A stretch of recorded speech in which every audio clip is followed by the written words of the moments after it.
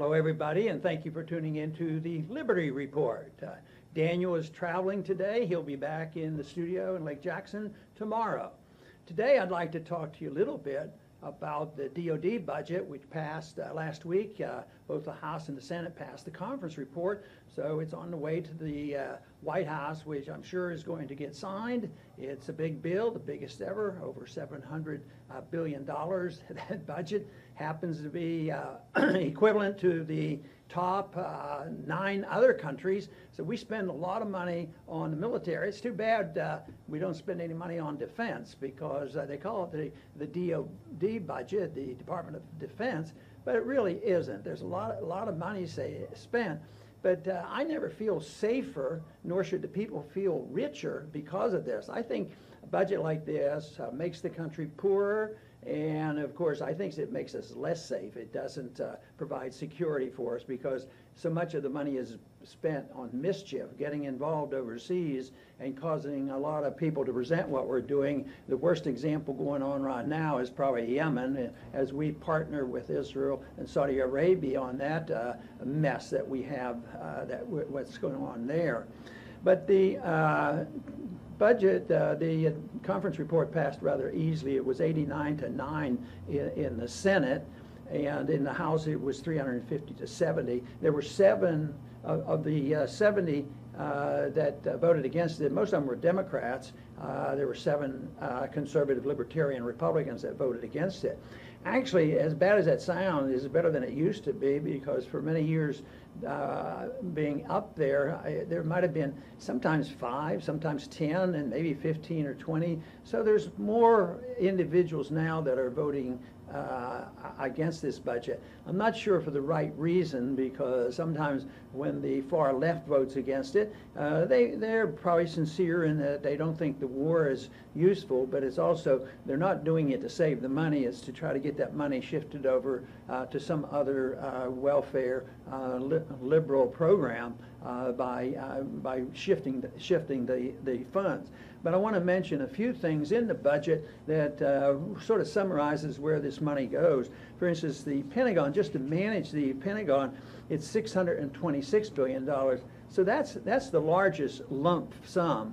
And nobody knows exactly where that goes. But there's $65 billion for war, and then there's a contingency fund of $8 billion, which Trump says he wants actually more later on. Health care in this budget for the veterans and health care in the military, mostly the veterans, it's over $50 billion. Of course, that's a real tragedy. We get the troops in there, fight wars are undeclared, and have all the tragic circumstances and consequences. And quite frequently, even with all this $50 billion, they don't get good medical care. That used to be a real chore in the congressional office, trying to get people some medical care. So it's not a lack of money. It's a system that is deeply flawed. Israel's getting over $700 million to beef up their missile system, and that shouldn't surprise anybody. They usually do pretty well. Ukraine is interesting because we participated in a coup, a couple years ago, and now it is said that Ukraine is under threat of Russia, so we have to give them money. There's a menace out there, and it justifies more military spending, so we're giving them $700 million, but of course the strings are attached to that. They have to buy weapons, from us, so it's all part of the military-industrial complex. And also for that region, the Baltics gets over $100 million, because once again, the Russians are coming, and we have to get them to buy some more equipment too. So it's a lot of that type of activity. The F-35 still gets funded. They're anticipating that long term it's into the trillions of dollars. And interestingly enough, there was strong support from Florida for this. Not that not everybody has endorsed it, right and left, Republicans and Democrats, but just in Florida, there are 18,500 jobs related to the F-35.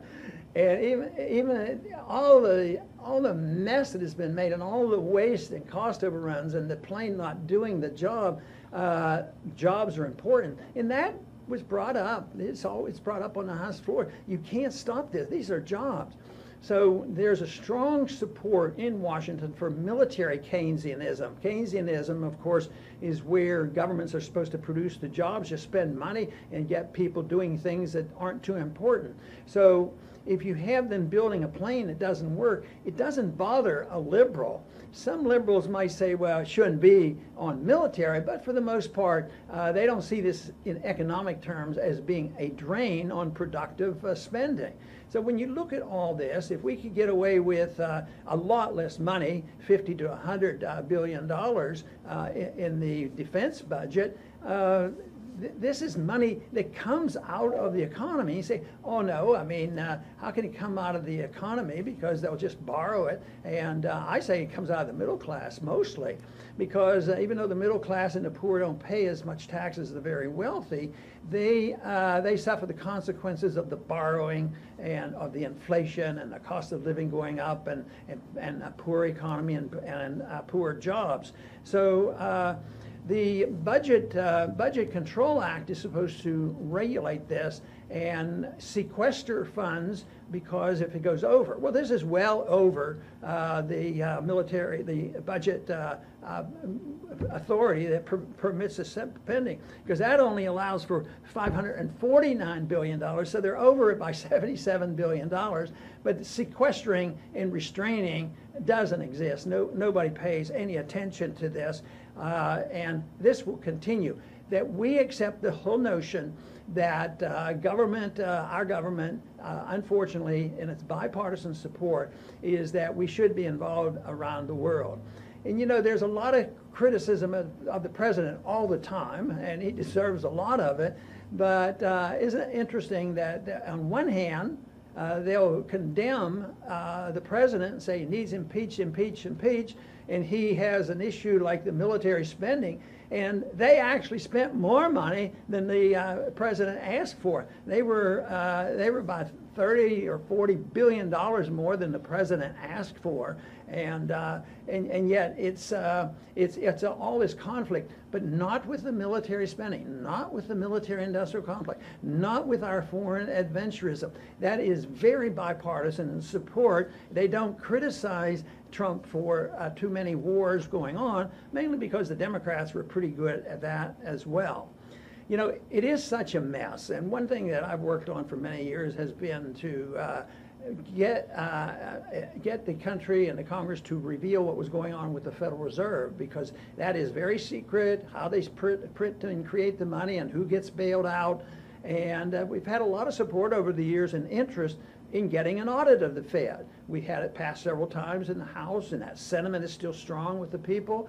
But it's not likely to happen. The Senate never passes. It's going to be a while for that to happen. I'm afraid we'll have a collision on our monetary system before we really find out what is happening. And yet, the Pentagon has never been audited.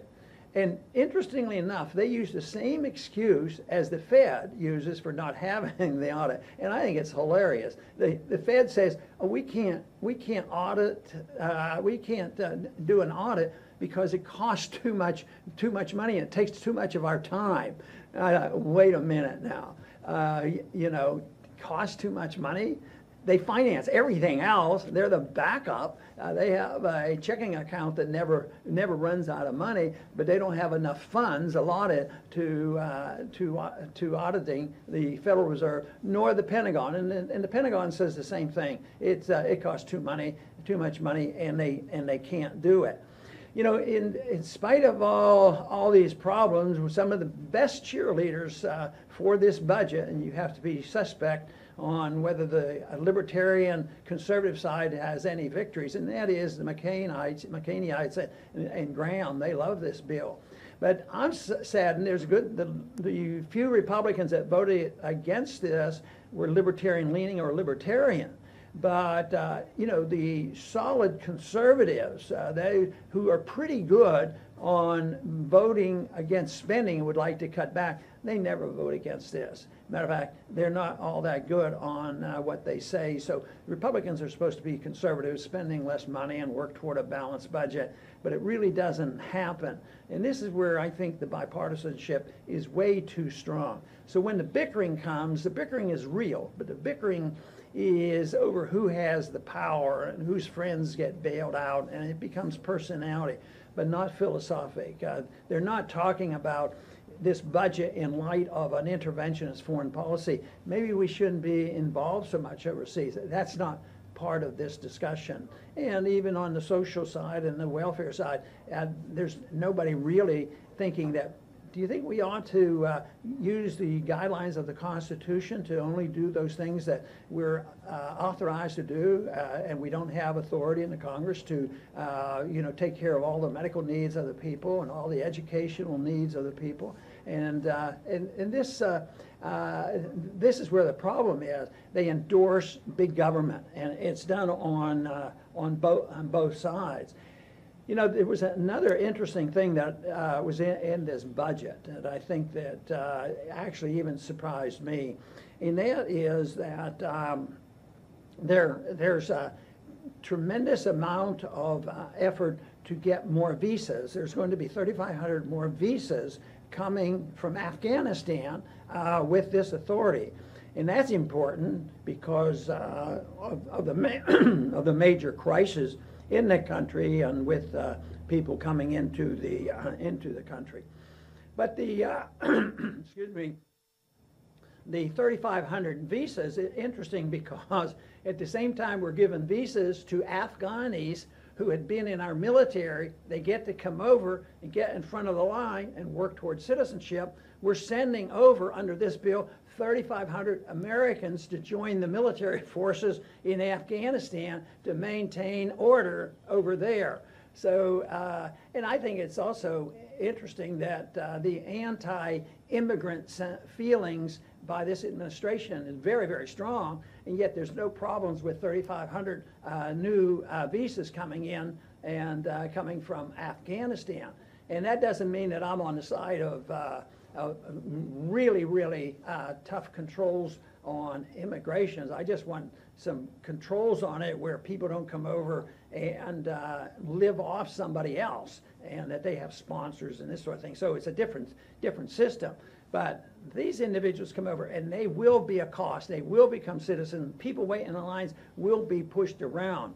And the other thing that I noticed in looking at this is that I was wondering if they're allowing 3,500 just coming from Afghanistan that participated in our military over there.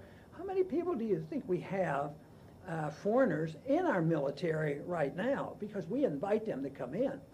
There's 35,000 foreigners that are in our military, and of course they get promised citizenship if they stay in and they're good soldiers and they come back. And even while they're in the service, if they stay in the service, they can become citizens. So this budget doesn't represent any concept of fiscal responsibility. It doesn't represent any effort to maybe talk about policy and why are we spending so much money. It doesn't recognize anything about how powerful the military-industrial complex is, nor does it represent how we distribute this money. The subject of the alliance with Saudi Arabia and what we're doing in Yemen, that doesn't come up as well. So it is a rather sad story that we're going to spend this much money. It's called the defense budget. Has nothing to do with defense. It makes us less safe and secure, and it's going to be very penalizing to our middle class. So in looking at this, the way this money is spent, it's a good time for the American people to say, you know, this is absolutely right. This is way too much, and we're going broke, and we're borrowing this money, and it's just putting a greater burden on the middle class, a greater burden on our economy. Just think of the trillions of dollars being spent in the military. If that money and what we spend overseas, it would be left in our economy, that would go to helping people. But no, people have been indoctrinated by this concept of Keynesian economic planning, and they accept this and they accept You know, the whole idea that military Keynesianism creates jobs and that's good for the economy. It's not true. What we need is to have a defense department that defends this country under emergency. But under those estimations, there would be no need to be over $100 billion and we would be safer. That is what I would advocate, but don't hold your breath. It's not going to happen. This mess is going to continue until both our foreign policy comes back to haunt us and the financial system comes back to haunt us, and the financial system and the dollar hurts us. Then maybe we'll have a chance to reform all this. I want to thank everybody for tuning in today to the Liberty Report. Please come back soon.